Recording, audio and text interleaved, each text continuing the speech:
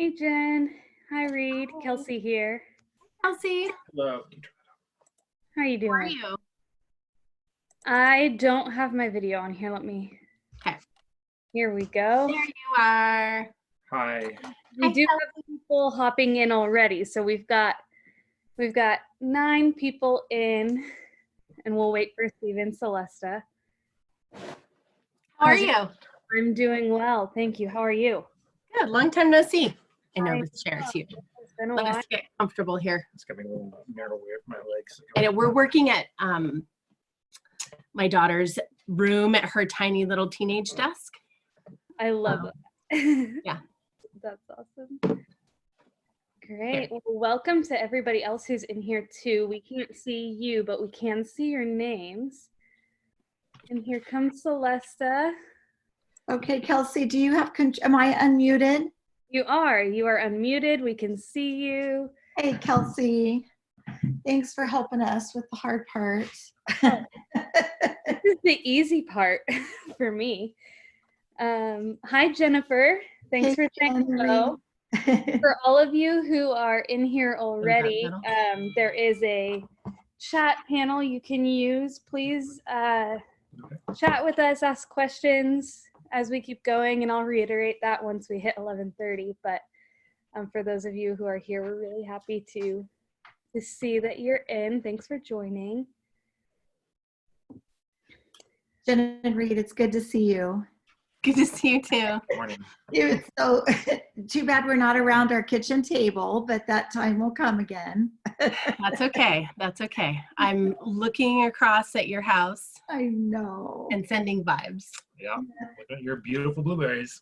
Yeah, Yep. I know that my potential blueberries. Your potential blueberries. That's had If a all lot of goes work well, yes. the past Yes. couple days. Yes.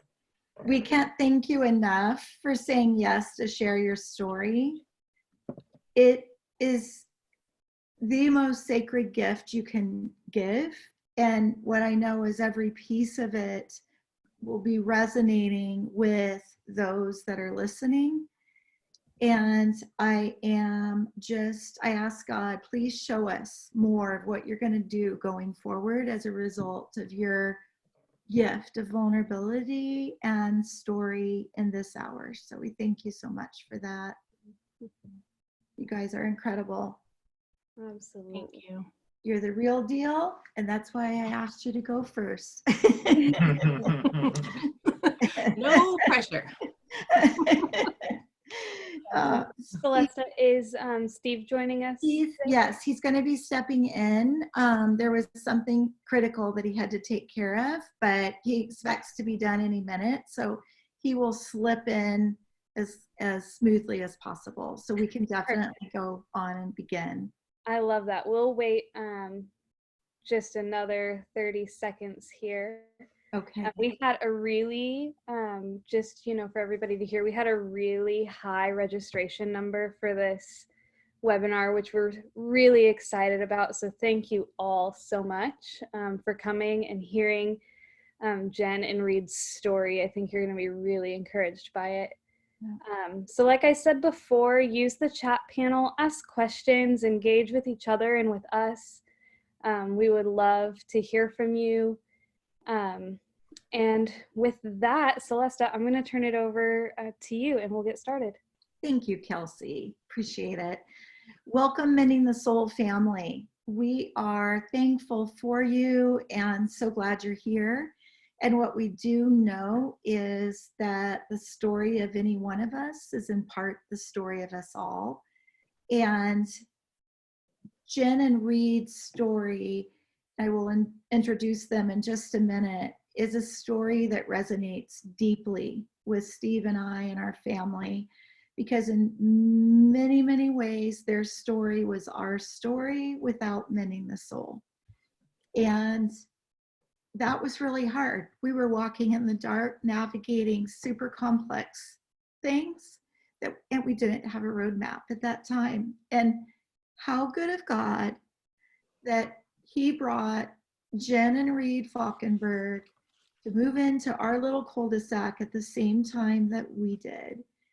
And we began a friendship And then because God is so good and he just loves to keep blowing our minds, he turned this into a Mending the Soul story, and he did it very organically.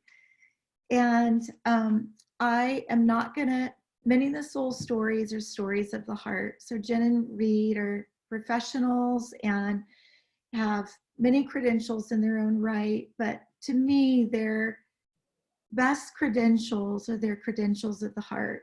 We have watched them live what they do in ministry as ministry leaders, and they are authentic and in high integrity and have invited us into their story. So that has been healing for Steve and I, and such a gift of God.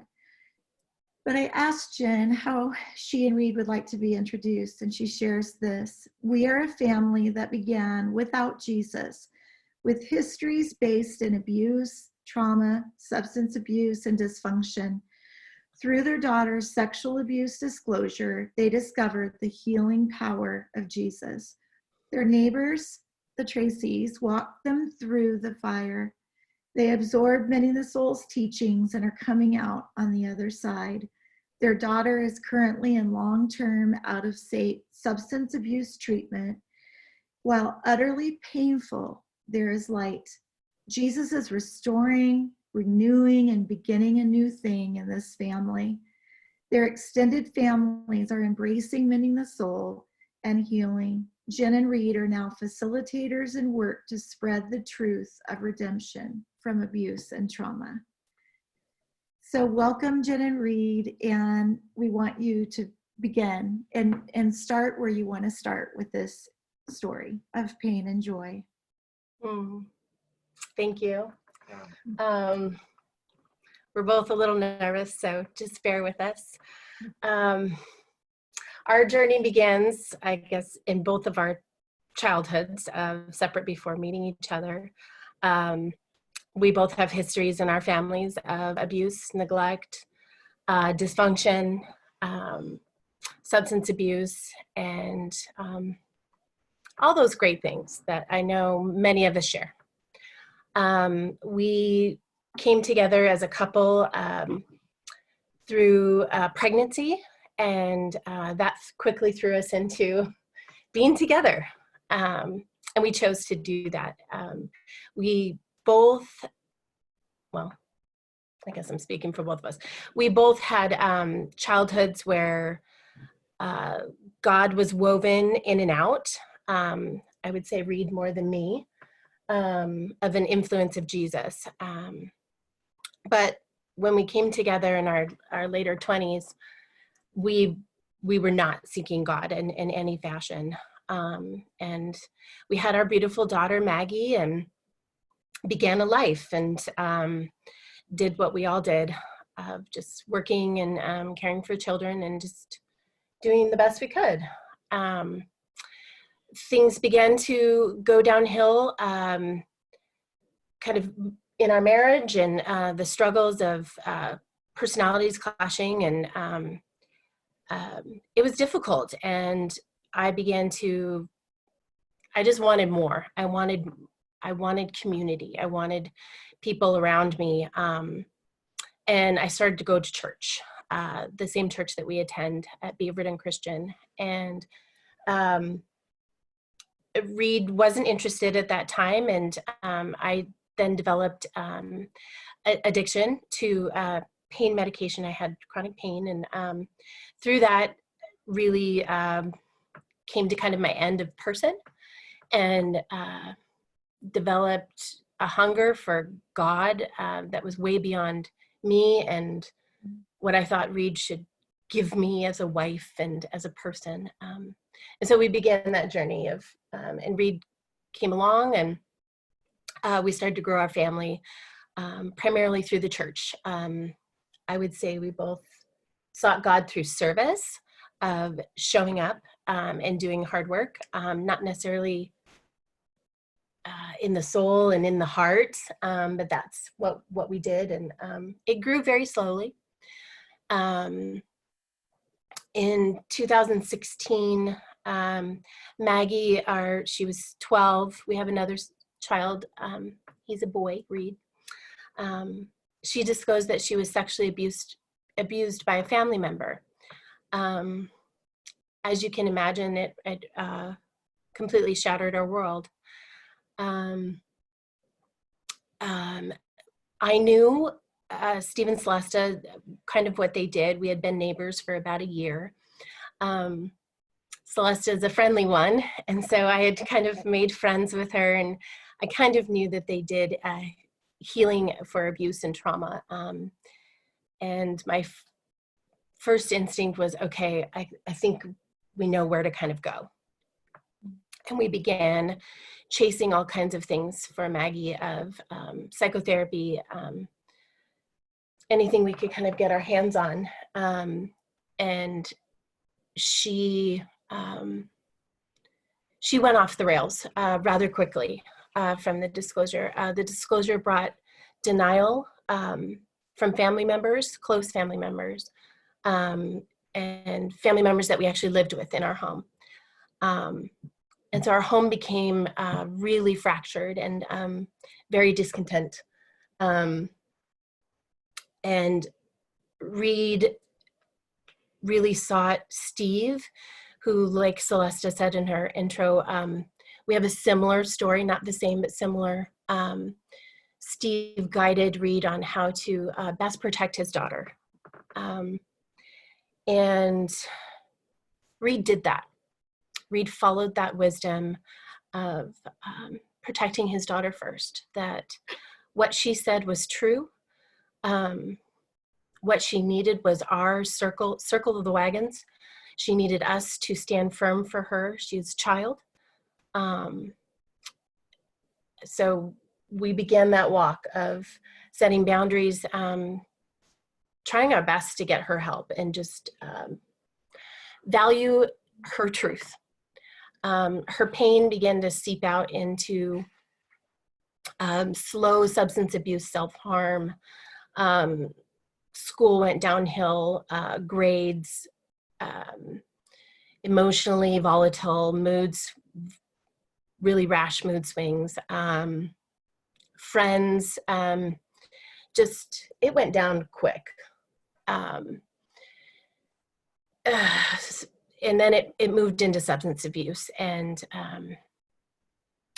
at that time, or during that time, Celesta and Steve were pouring into us the best that they could with, we read the MTS text, not doing the program yet, but we had the text. So we were gaining knowledge of, okay, here's what abuse does, here's what trauma does, here's what denial does, here's what family systems do, and kind of pouring into us information that would buoy us to care for her. I had a relapse in my recovery during that time, which was awful. And our family was really on the brink of falling apart or rising above. We really could have gone down with the ship. As you can imagine, when your child is hurting and swirling and creating chaos, that things get really fractured. And if you don't have a stable plane to jump from, it can get really dicey. And I by no means want to paint our picture that we did things perfectly, because we did not. It got really dicey a lot of times. Blame, just all out yuckiness. She spun further into substance abuse and running away from home, dealing with the authorities, to where it was clear that this child was going to die. She couldn't stand to be in our home. Everything was volatile, violence, verbal abuse. It was I looked in my Mending the Soul, in my workbook on my timeline, and during that time when I did my study last spring, I just put hell. And that's truly what it was. Family members still chose to deny, and just out of a willing, or out of a just not knowing how to handle it. So our home was still not quite safe for her. So we were managing that. Reed was primarily managing that. And we, throughout, God was so strong and so present in our family, in our home, even when we weren't listening. We held a life group. We just by chance started to host a home community group when we moved into this house that we're in now. And it's by no mistake that we did that. It was part of his plan. It was part of his plan to put the Tracys right across the street from us. And our home community showed up every week. At first, we shared little bits with what was going on. It was pretty obvious that things were crazy. But it was wonderful to see families who saw our ugliness, who saw police at our door, our daughter who was declining in health. They brought their own kids into our home. They didn't have to. It was truly an act of love. And Steve and Celesta just continued to check, make sure, pour information as much as they could, love, prayer. They sought our daughter constantly. Celesta is one of the biggest warriors for our girl, and still is. So Maggie left our home. Actually, she started to leave about a year ago. So this time of year is a little, it raises some flares. We tried short-term recoveries and this and that, and we tried to send her to Fiji on a mission trip, and to no avail. The substance was just too strong. And so we, September 26th, checked her in Utah in a facility for 15 months, and that's where she is. And we are seeing such growth and such beautiful things. She's transforming, and she's safe, and she's doing the work. She is actually doing Mending the Soul there. She did start it with Celesta here, but she's really doing it now. Both Reed and I have done Mending the Soul. And facilitated. It's changed our life. It's changed our marriage. We allowed the program to dig through the cracks, to let God in and dig in you like to say, in the dark corners. I'm just going to get rid of that. And now this last summer, we've kind of facilitated a little bit with our parents to, Reed realized that this is generational. What our daughter spoke about, and her bravery, she spoke the truth of abuse and trauma that's been carried on generationally. She didn't do it in the way that we would choose, but that's what she did. And so we took our parents through kind of a light MTS to teach them, and to teach them about what denial does to a victim, and the understanding of abuse. And now Reed's family has started MTS, his mom and stepdad. They just completed it. They did the full program. My parents are set to start. Actually, Maggie's abuser is in the middle, as we understand it. And Reed, of taking MTS.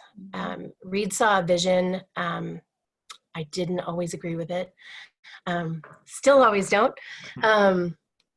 That Maggie's healing and our family healing would come through if everyone went through MTS, they healed themselves, and then we could be a family that is healthy and supportive of anyone who suffered abuse and trauma and heal.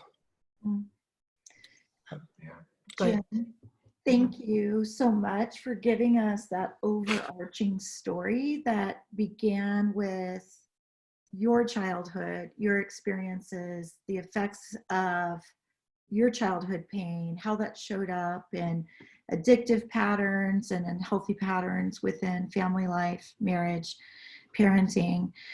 And then you've taken us over in an overarching way all the way to the redemptive piece. And as I listen to you, there's so many parts of your story that I would love to kind of drill down around and have Reed, you share as a man what your journey was like. Because as we know, at least I think, men and women are different, right? Are men and women different? No, we're all the same. Hallelujah, we're different. We're all going to ask. Thank you for joining us. Yes. We're all going to ask God about that someday, right? On those differences, because what it requires of us is so much more humility and trust and unselfishness. And Reed, we watched you as a dad and as a husband in the beginning of this story when we knew about it through Maggie. We watched you make some really unique choices and saw the fruit of it. So could you share as a man what this journey has been like for you? And then we can drill down on some of the real specific places of that. And before you begin, I want to say to those of you that are listening, it's so hard to share one story, and there can be just lots of spiritual attack around that. So we can't be in a Zoom room together. So please write in through the chat line your responses to Reed and Jen, what you're hearing. If you have questions, if you would like them to talk about certain pieces of their story more, please do that. We're going to be saving your responses for them. So I know it would really mean a lot to hear from you, because this is a more difficult format to share one story in. So thank you for doing that. So Reed. Yes. All right. So the story from my perspective, it's been about change, and it's been really hard. It's been like the deepest, darkest doors, closets in your heart where you hide those secrets you don't want to acknowledge that are there, and things that have happened in your past and they scared you and they traumatized you. It's about opening those doors and releasing a lot of those just buried feelings that are inside of you, and letting them out and giving them to God, and being willing to change. That's what this whole story is about. It's about us changing and turning to God. Now, there's a lot of specifics that happened to get us here, and we got way off course. We're so far off the path with God, and that's what makes our change of getting back on the path so much harder, and so just a lot of hurt, letting go of where we were and changing direction and getting back on the path that we needed to be on. If you're closer with God, I think there's just less change that's needed. But as you get farther away, there's more that is needed. A lot of this was trading comfort in my family. When really big things came up, the go-to move was denial, minimization, ignoring it, letting that person suffer alone so we can all be comfortable and pretend like it's not happening, and we just keep being comfortable. But changing that, being willing to be uncomfortable, to be confident that we're doing the right thing, has been a big part of this change for us. That meant setting boundaries with my sister, who very, very, very close with. And that setting boundaries with my parents, which it was uncomfortable. It's not intuitive to set boundaries with your parents. It's generally the other way around. But there needed to be. There was this family pattern where, it's abuse. It happened. We're not going to talk about it. I'm going to remain neutral. I'm not going to choose sides. I'm just going to love everyone and pretend like everything's fine. Well, someone loses in that model, and that's the person who's been traumatized and abused.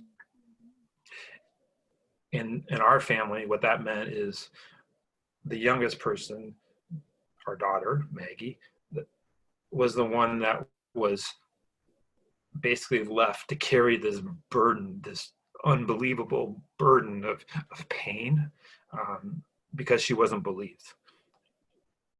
I cannot emphasize enough how important it is, if your child is abused, to let them know that you believe them. And there's no ifs and there's no buts. It's you absolutely believe them and you love them and you're going to walk with them. Picking up a lot of emotions right now. It's taking me back 4 or 5 years ago. That's something we learned, and Steve shared his story with me. He didn't necessarily tell me what to do, but he shared his story, and he shared what he went through and how he confronted it and how he's there for his daughter and the things maybe he wished he could do over again, but what he's doing now. And I listened really carefully, and he gave me some wonderful tips. Like, hey, one of the best things you can do, this is early on, is write letters. Write letters to your family member. Mm-hmm. Go, this is what my daughter said. I believe her. And I'm going to support her through this. It doesn't mean that you don't love your other family. You can still respect them and love them and be kind to them. But in no way are you going to compromise your support for your daughter or your son or your spouse or whoever it is. And then it was about learning, what does abuse mean? Like, what does it mean? And what is the impact? What does trauma do? How does it affect you? How does it change the way you think? Or how is it responsible for the way that we act? And usually it's big outbursts and not good choices. And then, so much. I'm going to pause it for a second. Okay. Do you want me to? Yeah, okay. Jump in. Okay. Yeah, we had to learn. Oh, sorry. You go. Just your willingness to be vulnerable, how connected you are to your pain, and remembering what that was like to have to choose differently in this powerfully beautiful family system that had that brokenness around the valuing of comfort over protection and care. And the gift of that to all of us is beautiful. It's what's most potent about you, and it's why your daughter felt so strongly loved from you and her mom, because your willingness to be vulnerable. And I do want to talk about the vulnerability, and that was a huge learning for me. When we started this, we had a life group in our home and we were going to church, and but still we were trying to maintain that, hey, we're a good family, we're normal, and things were going well for us, and we don't cause a lot of trouble. And for some reason, people do that at church, even though we're supposed to be like connected to the heart, we still do that. And a lot of us do that, and I was doing that, and I wanted to maintain that image, so we just let a little bit of the truth out at a time, just a little bit, because we couldn't hide it. Basically, is why we're letting it out. But I did learn once I was broken, and I was like, I don't know what to do. I can't fix this. I don't know what the direction is. I don't know what the future is. I don't know if my marriage is okay. I don't know if I'm going to have a relationship with my mom. I may have lost my sister, who I still love, but it hurt so bad, and she was in deep, deep, deep denial, still is. And then, so I started talking about it. And I thought, oh, everyone's going to run away. They're all going to be like, oh, too messy. I'm here for the good times. I'm not here for the hard times. And you know, there are some people that do. It's too messy. But our life group came through, and they showed unbelievable staying power. And they stayed with us, and they walked with us, and they listened, and they prayed, and they put hands on us, and came over some nights when we were just out of our minds and pain and sorrow. And by sharing, it opened those doors. And by sharing, some other men shared some things that they were struggling with. And by sharing, like, I let it out. It didn't just fester inside of me. And by sharing, I learned to lay it down at God's feet. And when you lay it down at God's feet, God's like, I got this. I got it.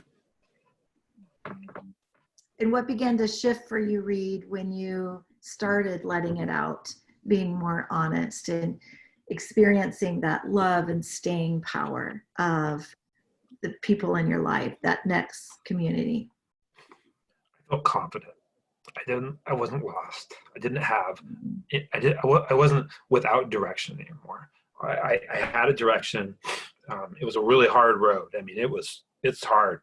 I mean, it's a little bit better today, but it's still really hard. But the confidence that comes from doing that hard work, like doing the work, I didn't know what that meant, that phrase. But now I can't really explain it. But when someone says, yeah, I'm doing the work, I know what you mean. I know what you mean. And I'm proud of you, by the way, if you're doing that work. Yeah. Because it's hard, but it changes your soul, and it changes your heart, and it changes your family too. You didn't have to hide yourself anymore. I didn't have to hide myself anymore. Yeah. And that's truly what our daughter needed, was to stand at the feet of the Father and give her to him. That's what she needed. Yeah. And she needed us to stop doing the mess and all the other things that our culture tells us that we have to do, and our family systems told us that we had to do. And we got real and we got honest. And that's truly what she needed.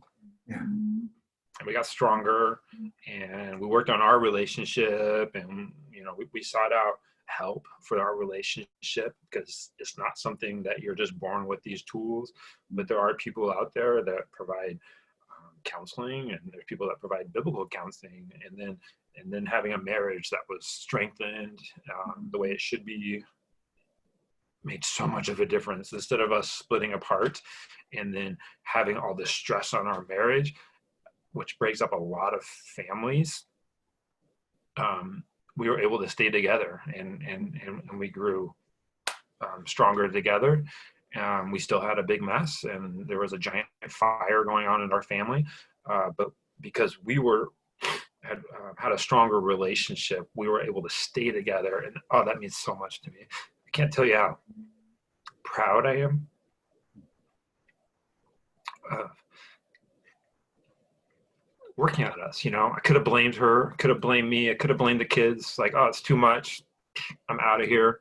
A lot of people do that, but we didn't. And then I would have had huge regret and just thought so little of myself. But now, you know, we still have problems, we still have issues and challenges, but we're in it together, and we're going to stay together. And our son knows that, our daughter knows that, our extended family knows that. And, you know, we make mistakes along the way, and but we're with good intentions, and we're heading in the right direction. Yeah. Reed, as your friend and another guy, Yeah. I understand from a male perspective, it is almost like an assault on our masculinity to admit weakness and need and inability to fix certain things. And I am so proud of you just for your courage to hang in there over the long haul. And you're still doing that till Jesus takes us home. Things aren't going to be, you know, all that we want. But that's just a tremendous encouragement to us. And I know others who are listening. And just one thing biblically I wanted to throw out, and this, what you said is applicable to all of us in such an ironic way. we carry these burdens, and all of us have them. And I think 95% of families do what yours did to a large extent. You know, we play the happy game, but we all have hurts. So we're carrying these, and it's a burden we can't really carry, but we're indoctrinated with, you can't really tell, or they'll reject you, or blah, blah, blah. Jesus says, come to me, all who are weary and heavy laden, and I will give you rest. My yoke is easy, my burden is light. It's so ironic because we have burdens that are too big for us to carry, but everything inside of us says you have to carry them. You can't admit it to yourself or anyone else. And you've described that beautifully, putting your burdens at Christ's feet, trusting him, and he will carry them. But that's a terrifying process. He makes these beautiful promises, but it's terrifying. And you've really given us an example of being willing to face those fears and seeing God's faithfulness in the midst of it. Yeah. Well, thank you. Yeah. Thank you.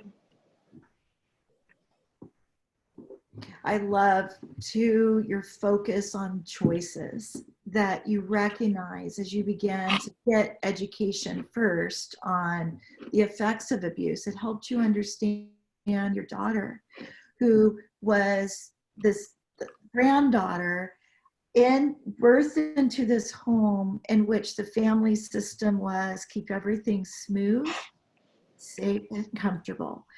And with the attempt that will be safety, but it's not. And you described so well how the victims pay the price for that. And so then once you had this understanding that Maggie's behavior, which looked like straight out rebellion, was coming out of deep wounds. So instead of blaming her, you worked to keep her responsible, but you got her help. And we watched you and Jen model choosing something different once you understood the effects. So your daughter watched you, Reed, begin to protect the family by confronting these unhealthy pieces of the template that you had grown up with and choosing something differently, choosing to get help, support. And the fruit of that, what did that, as you kept making those choices, can you describe what began to open up before you? And then there was another set of choices to be made. Can you describe that? So our family was stuck in this kind of denial phase and the comfort phase, the temptation of comfort. And that meant that most of them were neutral, or they chose to believe what they believe. And it's like, oh, it's my choice. And instead of pursuing the truth, which is what we should be doing. Well, it's what I've learned that we should be doing is pursuing the truth, not what we want it to be. It's too bad. You don't get what you want, but there is a truth out there, and we can all agree on that.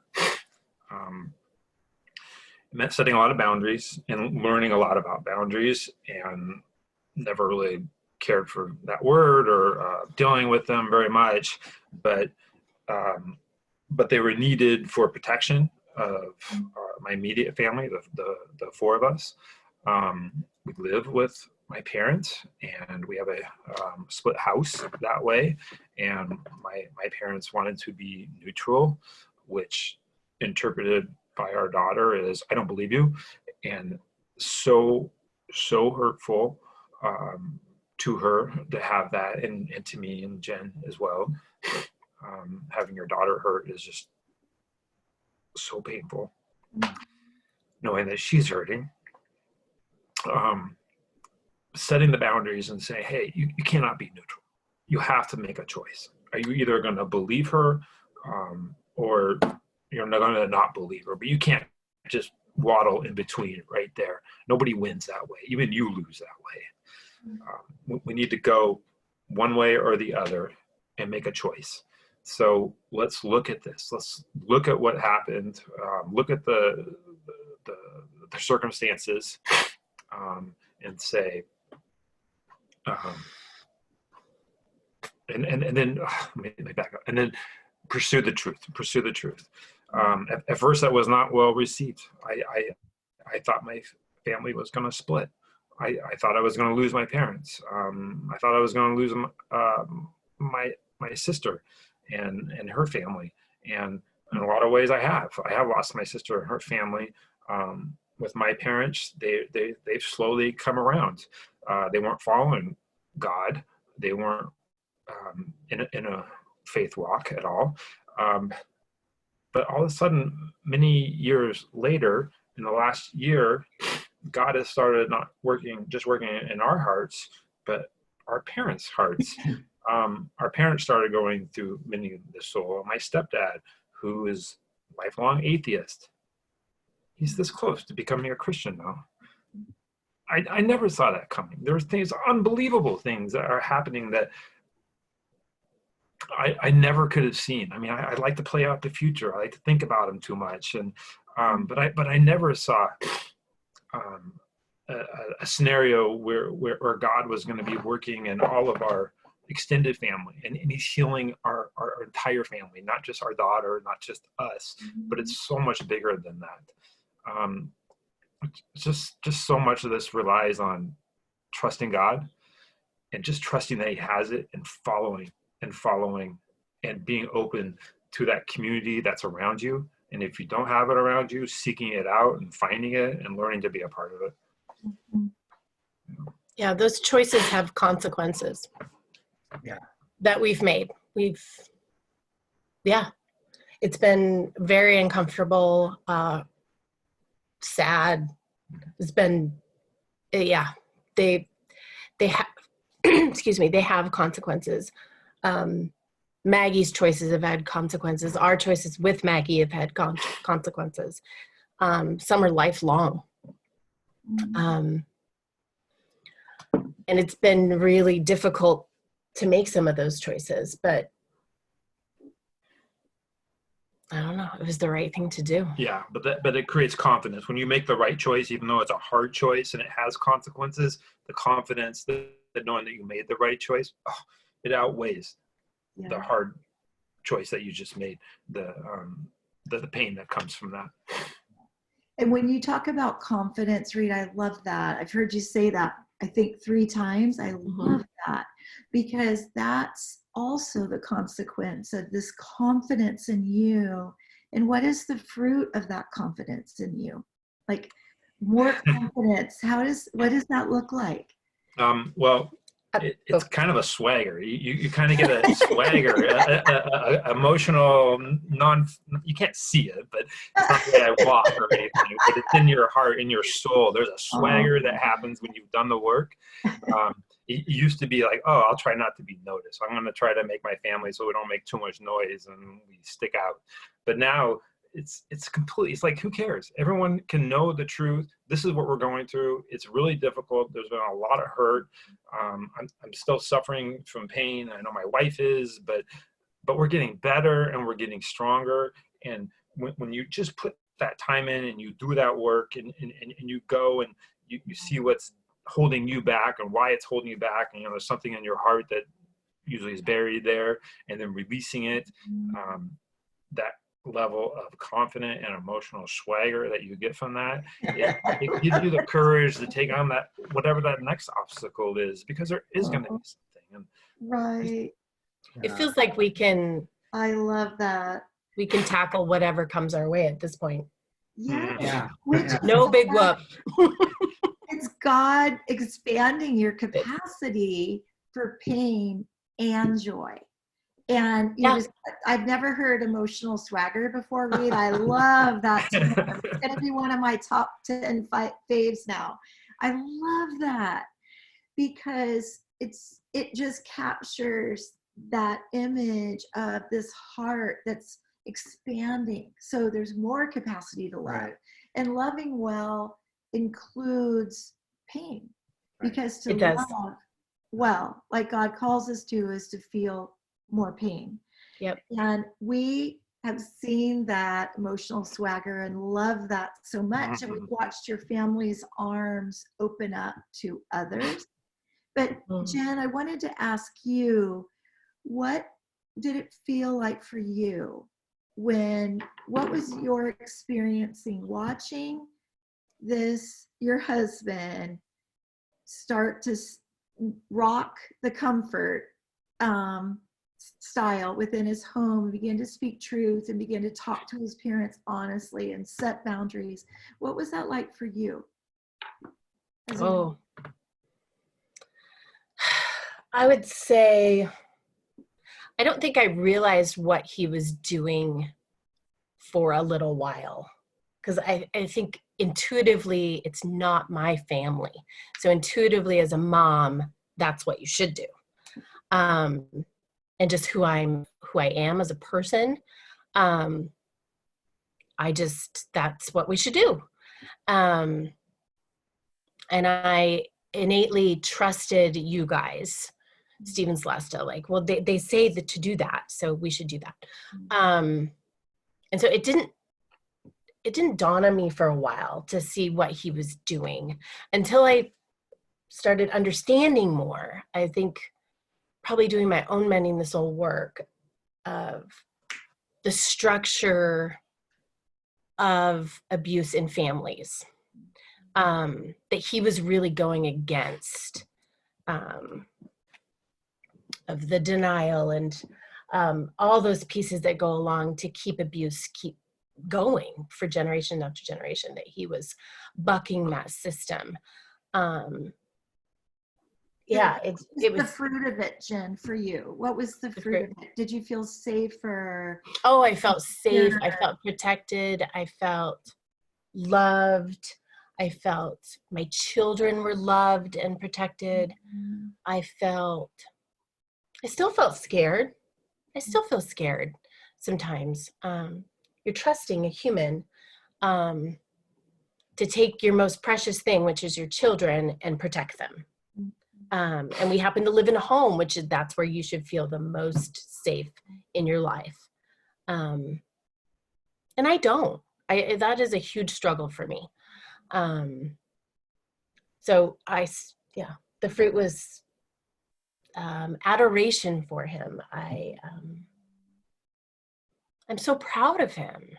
I'm in awe sometimes of the things that you've battled with, and when I know the lure of doing what we know and what's comfortable and what you were taught is there and comfortable. We watched, thank you for sharing that, Jen. Our Maggie's going to grow up, and she is going to every birthday, every Father's Day, read thank you for that. Because we've watched our daughter Elizabeth every birthday, and she is in her late 30s now. Every birthday, every Father's Day, what she thanks her dad for is having the courage to stand up, to believe her, to protect her, and to set boundaries so that she could begin to do her healing. Yeah. That's exactly what Maggie is doing now. And we just marvel at that, you know, and I know what I felt as a mom and as a wife, because I needed that so much. So I love that. Thank you for sharing that. And love Kelsey, that. You have popped on because I probably a question. We have some comments. Yeah, we've got some comments and questions coming in, and I'd love to just read through those and sure. That's okay. I'm going to start at the top here. Just some encouragements. One participant said, "Hi, Jen and Reed. So grateful for your story and God's faithfulness in your lives. Love you both." That's from Missy Villa.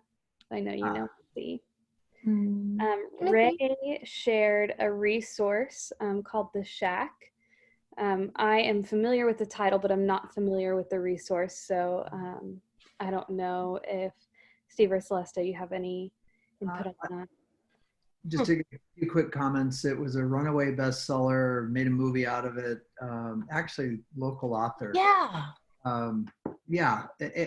He grew up on the mission field, as I recall, and was abused. Some evangelicals have taken great issue with it because the author does seem to be a universalist.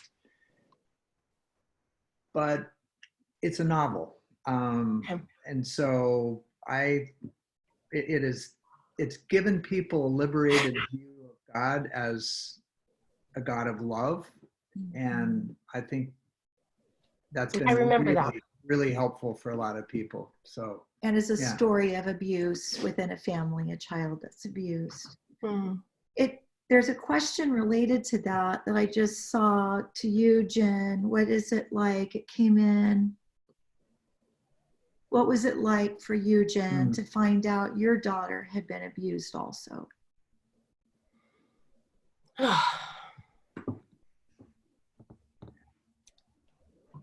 It's the absolute worst feeling for your child. Yeah. I will probably till I die replay those images of what it must have felt like for her. Not the sexual part, but to be intimidated, to be confused as a child. Why didn't I see it? We encouraged this relationship. There's that. I trusted the abuser. It's awful. I feel like there's a piece of Maggie that's lost forever because of that.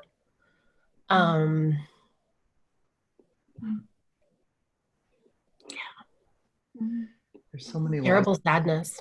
Yeah. So many losses to mourn with abuse. Yeah. Losses to mourn. Yeah. And then what she did to herself, what Maggie did to herself, the choices that she made. Just so painful.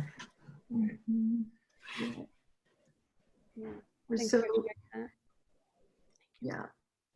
And I'm thankful the psalmist reminds us that God is near the brokenhearted and saves those who are crushed in spirit. Yeah. We've hung on to that many, many times. Yeah. And I've watched, our oldest daughter, and watching how God continues to redeem her story over and over again. And Maggie will have a depth and has a depth of compassion and empathy for those that suffer. Yeah. She keeps giving her Mending the Soul book away, and then she needs another one. She gives everything away because she wants that healing for her friends, and that's going to do nothing but grow in her. Her heart capacity is expanding, and you two have created that sheltering space for her, even though right now she's not in your home, but you've done that emotionally, psychologically.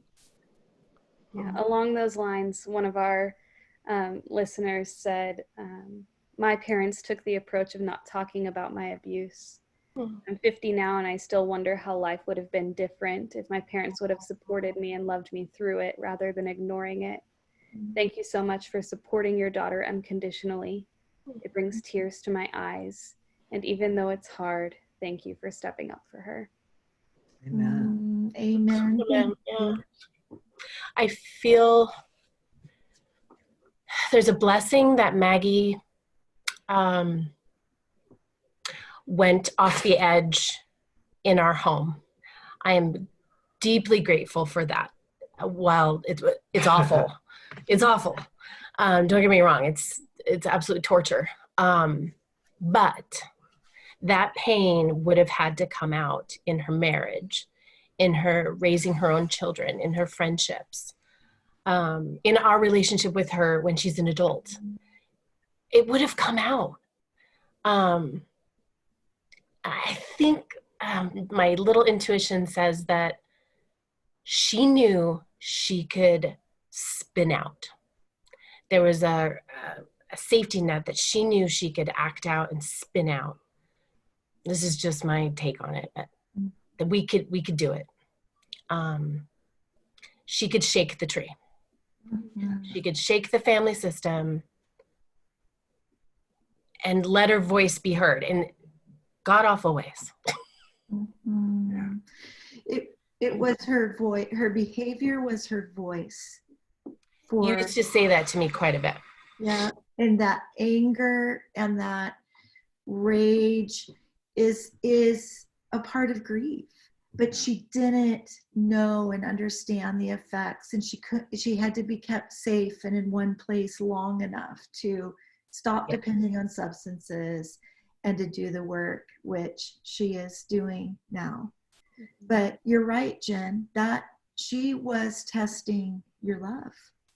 Oh, absolutely. In that season.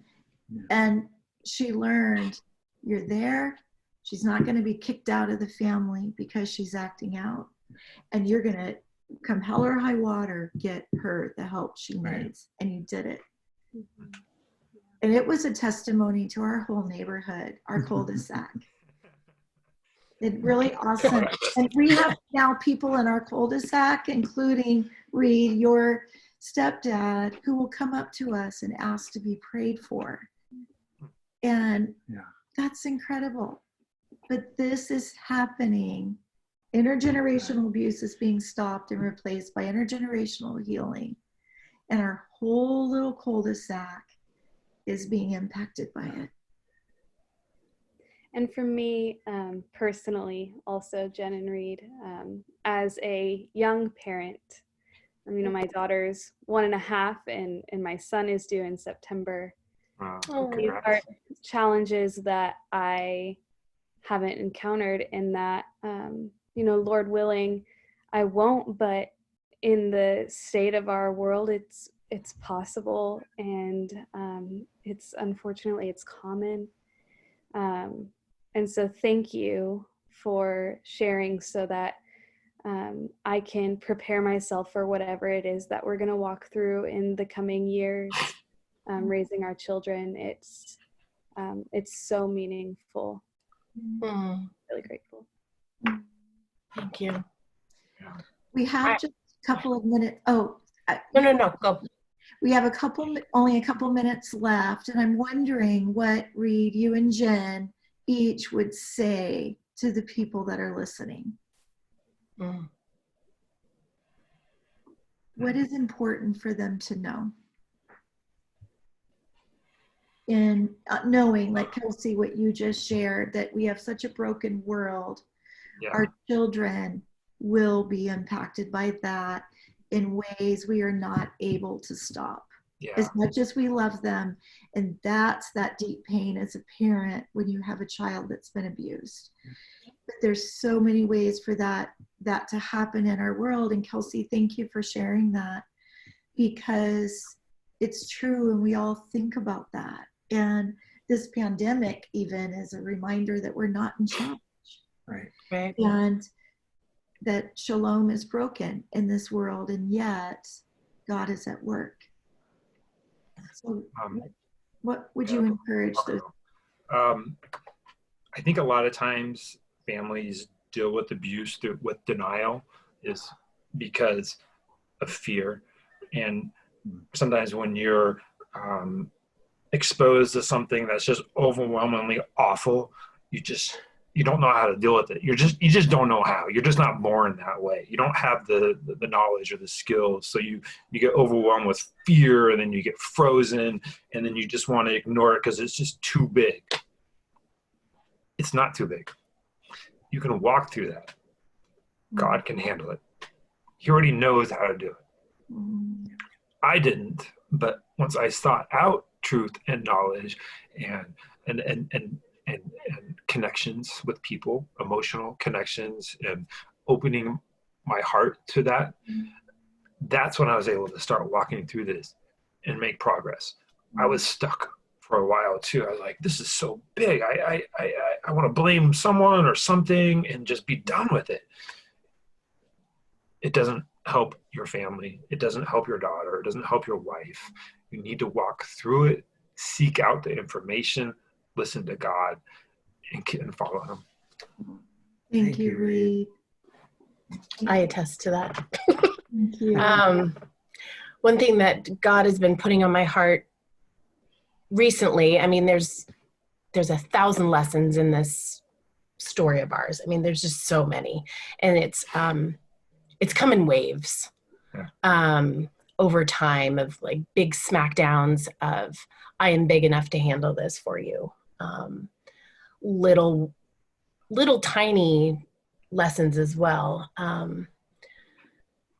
I'm learning recently, and I'm back into therapy, is trusting myself, trusting my gut, trusting God has given me the ability to be Maggie's mom, to be my son's mom. And I didn't trust that.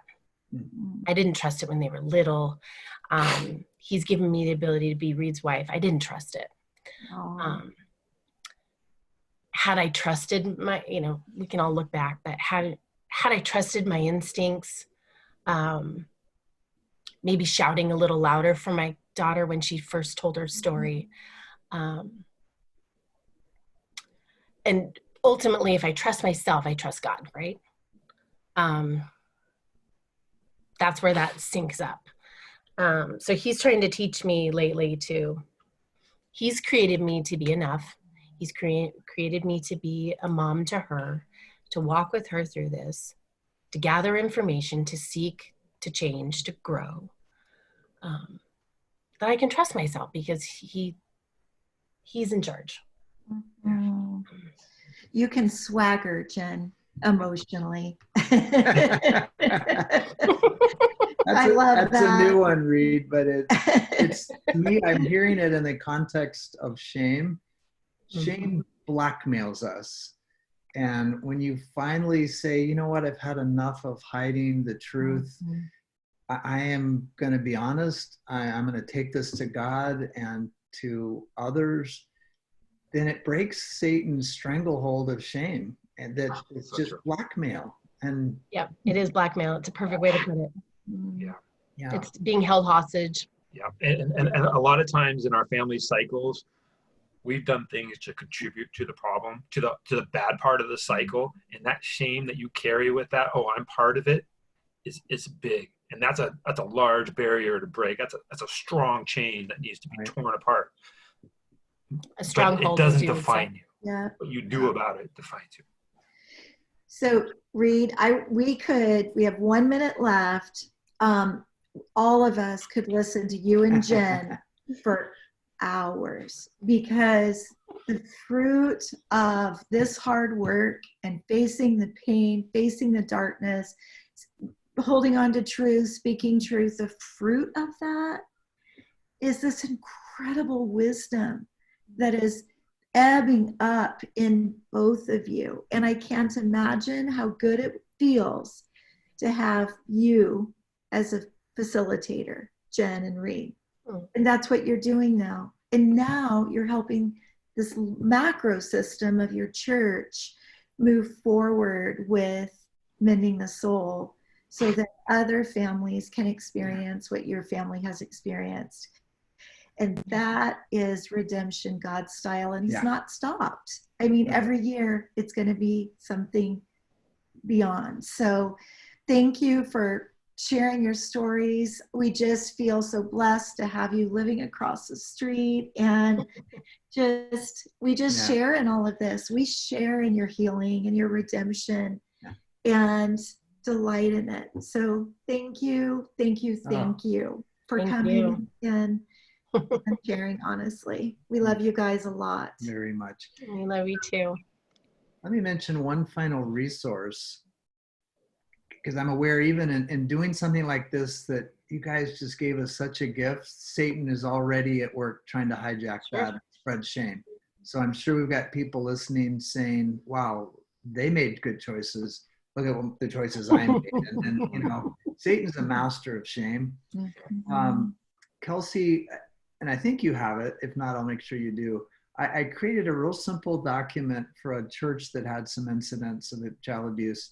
I wrote it for parents, I don't know, a dozen or so, 10 steps, both to prevent child abuse, and you can't totally prevent it, but at least reducing the risk, just simple practical things and other resources.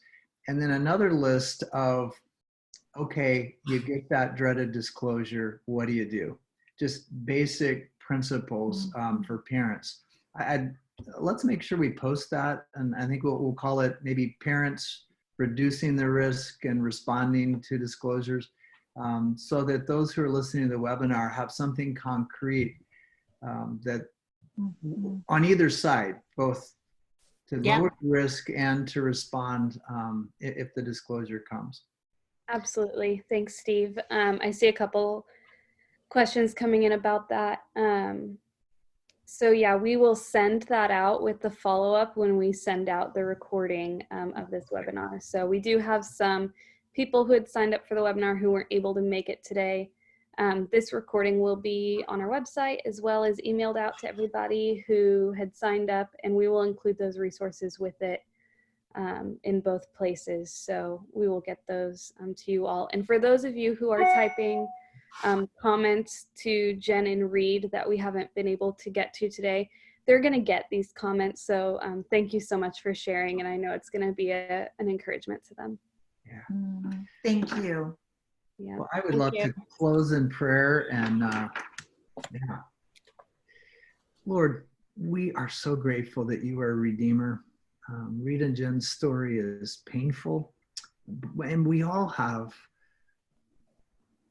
painful brokenness. The amounts are different, but it's a broken, fallen, sinful world. I thank you for their courage to share. I thank you for their courage to walk in truth and challenge and change unhealthy family patterns. And I pray that you will continue to redeem what has been suffered. I pray that even today you will encourage Maggie, continue to help her grow and heal so that she can be a blessing to others. And I pray for all who are listening that you'll just encourage them, no matter where they are in their own journey of healing, that you are surely big enough and good enough to carry their pain. Give our listeners the courage to do what they need to do with their pain and trust you and take it to you. And I pray that you will redeem their pain in very concrete ways. We all need that, Lord. We love you. In Jesus' name, amen. Amen. Amen. All right. Thank you. Thanks, Kelsey. Thanks, Kelsey. Thanks so much. Bye, guys. Bye. Bye.